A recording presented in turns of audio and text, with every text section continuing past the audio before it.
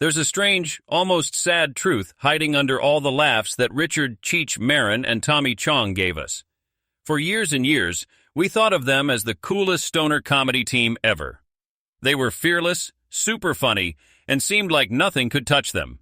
But behind all those smoke-filled jokes was a real journey full of fear, running away, getting rejected, and a friendship that almost fell apart many times. Their story wasn't easy at all. It was about surviving, about two guys running away from lives they didn't want and then crashing into each other in a place neither one expected. What they made together changed comedy forever. But the road that got them there was way darker and way more unbelievable than most people know. And once you learn what really happened before they got famous, the laughter feels different. The crazy crash that should never have happened. Long before they became famous, Richard Cheech Marin and Tommy Chong were two guys looking for a way out. Each one was escaping from a totally different nightmare. Cheech grew up in South Los Angeles, raised by a dad who was a police officer in a world where rules and discipline mattered more than creativity. By his early 20s, he wasn't dreaming about comedy or being famous. He was studying pottery at California State University, Northridge, imagining a peaceful life surrounded by clay, not craziness. But the late 1960s made peaceful dreams almost impossible. The Vietnam War draft was scary for every young guy's future, and Cheech, who really didn't agree with the war, felt trapped. Staying meant risking everything. Leaving meant giving up everything he knew. In the end, fear made the decision for him. He ran away to Canada, not because he wanted adventure or to rebel, but because he didn't want to die in a war he didn't believe in. While Cheech was running from being forced to Tommy Chong was going through the opposite. Chong was born in Edmonton, Alberta, to a Chinese dad and a Scottish-Irish mom, and grew up around music, clubs, and the crazy rhythm of show business. By the late 60s, he had already tasted fame as a guitar player with Bobby Taylor and the Vancouvers, a Motown-signed band that was ready for success. But the music faded away, the band broke up, and Chong found himself back in Vancouver looking for something new to do. That new thing showed up in the weirdest way possible. A topless bar his family owned called the Shanghai Junk. Chong noticed that customers weren't paying attention to the dancers, so he added an improv comedy group to the strip show, mixing nudity with theater in a way nobody had tried before. It was into this world, half nightclub, half crazy theater, that Cheech wandered in 1970, looking for any job that could help him survive as someone dodging the draft. When the two men first saw each other, it wasn't friendship, magic, or instant connection. It was confusion. Two strangers from totally different lives staring at each other like they were thinking, "What are you?" Nobody watching them in that moment could have guessed that their unlikely meeting would rewrite comedy history, but the world was about to change. The accidental spark that turned strangers into a team. The moment Cheech joined Chong's weird improv group inside the Shanghai Junk strip bar, something shifted, slowly, awkwardly, and not at all the way legends usually start. Chong already had a group of actors, dancers, and drifters who did short skits between strip routines. The place was chaotic, but strangely full of life. Cheech, meanwhile, was just desperate for work. He wasn't trying to be funny. He was trying to stay fed and stay hidden. But when Chong brought him into the group, something happened that neither guy expected. Their improv. The style was wild and free, based on instinct instead of written scripts.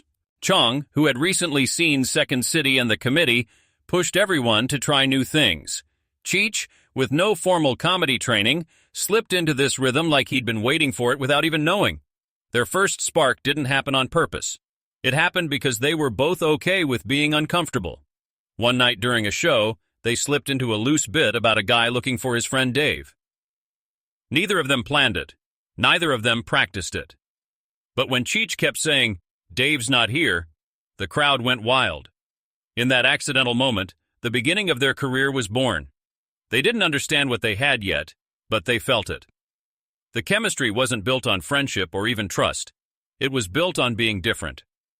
Chong was mellow, mystical, almost floating through life. Cheech was sharp, fast, tense, and electric. Their personalities crashed together like two wrong notes that somehow created harmony. But this harmony came with a price. Both men were dealing with private problems that shaped their work. Cheech lived in fear of getting caught and dragged back to the U.S. to face prison. Chong carried the weight of a failing music career and the pressure of keeping his family's business alive. Fame, fighting, and the love-hate connection that nearly destroyed them. As Cheech and Chong's reputation started to spread through Vancouver and across the U.S., their partnership grew stronger on stage, but way more fragile behind the scenes. What fans never saw was that the duo's connection was never based on deep friendship. Cheech would later say, "We're brothers, we're not best friends." That wasn't a sweet way of putting it. It was him admitting the emotional struggle that defined their working relationship. They argued all the time, sometimes really badly, and over everything: characters, jokes, scheduling, credit, and especially creative co's. Untold. Chong, who naturally took on leadership roles, believed he was the main brain behind their projects. Cheech, who contributed just as much to the writing and comedic timing, often felt pushed to the side. When they started making movies, this tension got worse. Tommy directed 4 out of their 6 feature films between 1978 and 1984, something Cheech later called a very touchy thing. It wasn't just about who got credit. It was about power, identity, and getting recognized. On stage, none of this showed. They could fight for hours backstage, and then walk out and deliver a perfect performance that made audiences roar with laughter. Their tension became the fuel that drove their comedy. Cheech once compared their dynamic to an oyster making a pearl.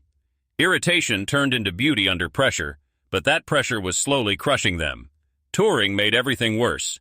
In the 1970s, Cheech and Chong performed more than 300 days a year, living out of suitcases, recording new material on the road, and improvising jokes in cars, hotels, and dressing rooms.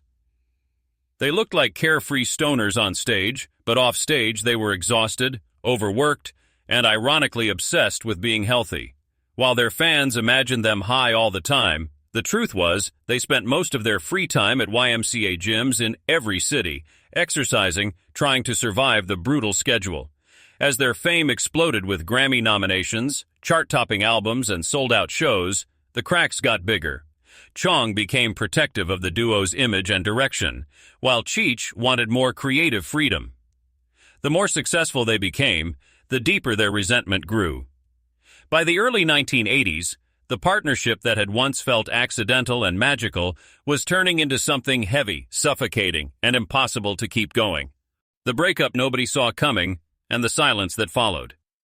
By the time the early 1980s came around, the tension between Cheech and Chong, once just background noise to their creativity, had turned into a force powerful enough to tear them apart. Their partnership had always walked a shaky line. But the breaking point came quietly, almost anticlimactically, during the making of Nice Dreams in 1981.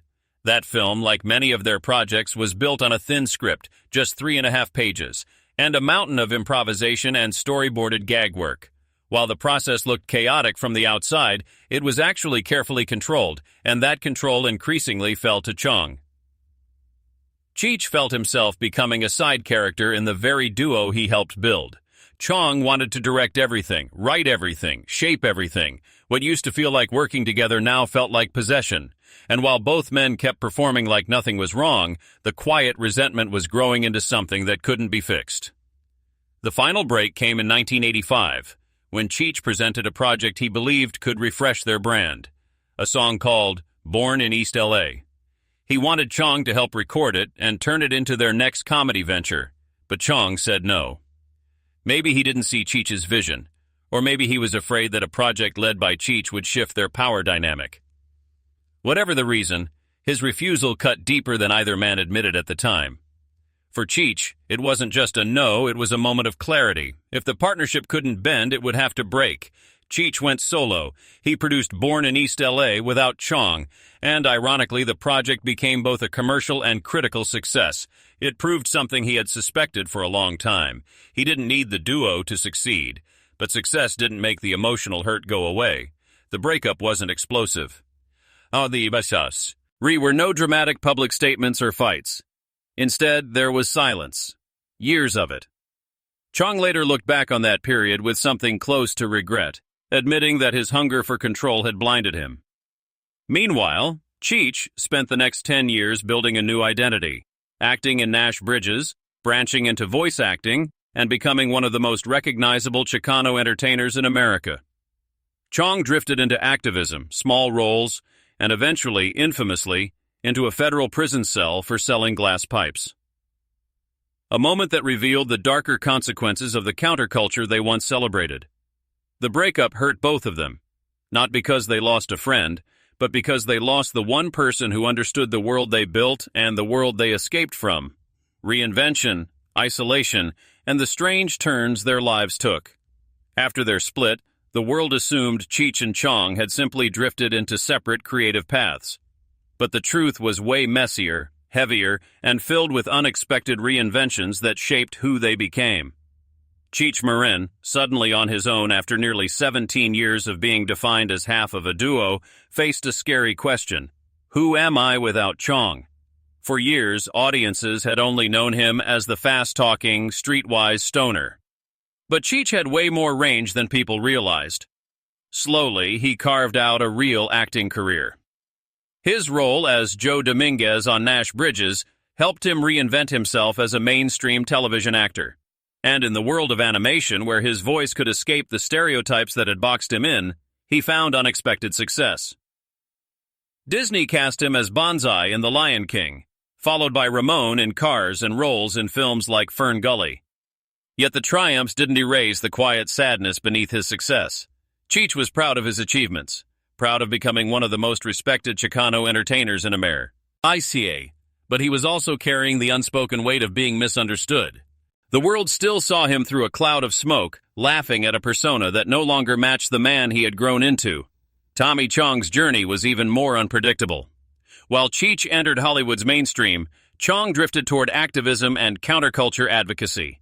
He played the lovable stoner Leo on That 70s Show, but behind the scenes, he was battling something darker.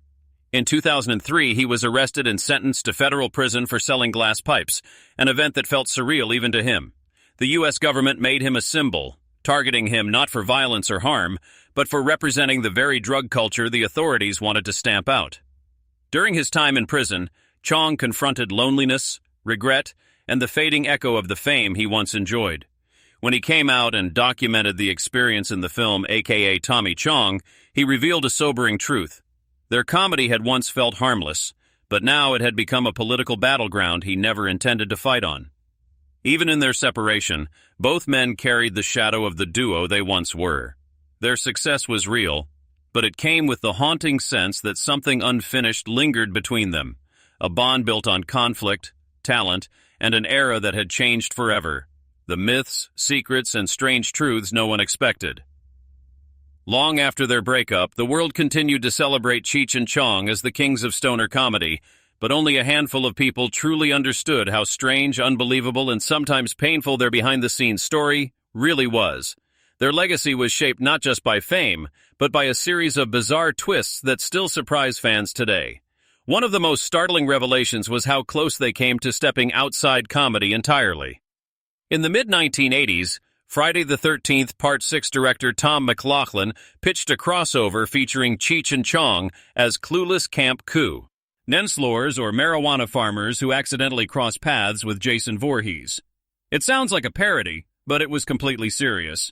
If the studio had agreed, the duo might have found themselves in one of the most iconic slasher franchises in history, blending humor and horror in a way no one had ever attempted. Another lesser-known truth is that one of their most famous visual gags, the Muff DRV license plate from Up in Smoke, wasn't created by them at all. The plate belonged to a real Los Angeles police officer who drove multiple cars with it over the years, from a beat-up AMC Gremlin to a Corvette. The irony of a cop unintentionally becoming part of cannabis comedy history is the kind of twist that perfectly mirrors the absurdity of Cheech and Chong's world. And then there's the story that feels almost too surreal to believe. Jack Nicholson attended an early screening of Up in Smoke with a dislocated shoulder. He had just been in a car accident and was under strict orders not to laugh, but he couldn't help himself. Every joke forced painful groans and gasps out of him.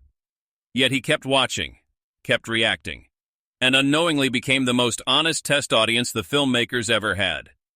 Even their film process defied logic. Their movie Nice Dreams was built on a script barely 3.5 pages long, a skeletal outline that relied entirely on improvisation and detailed storyboards. That chaotic looseness was their secret ingredient, the reason their comedy felt alive, because it was born in real time. And beyond the jokes, the albums, and the films, there was something deeper. They were pioneers who pushed taboo into the spotlight, helped shift public attitudes about marijuana, influenced generations of comedians, and left behind cultural marks still visible today. They broke rules not to shock people, but because neither of them knew any other way to survive. Their story isn't just about comedy, it's about two men whose lives collided by accident, whose partnership was shaped by fear, ego, brilliance, and pain, and whose impact is larger than the myth that surrounds them. Which of these Cheech and Chong facts surprised you the most? Tell us in the comments below. And if you enjoyed this deep dive, don't forget to like, subscribe, and check out the next video waiting for you on the screen.